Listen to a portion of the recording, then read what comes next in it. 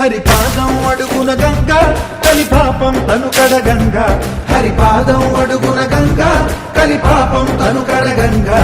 వ్యాసం ఇతిహాసం ఆ వ్యాసుడు ప్రవచించంగా పట్టం గణపతిదై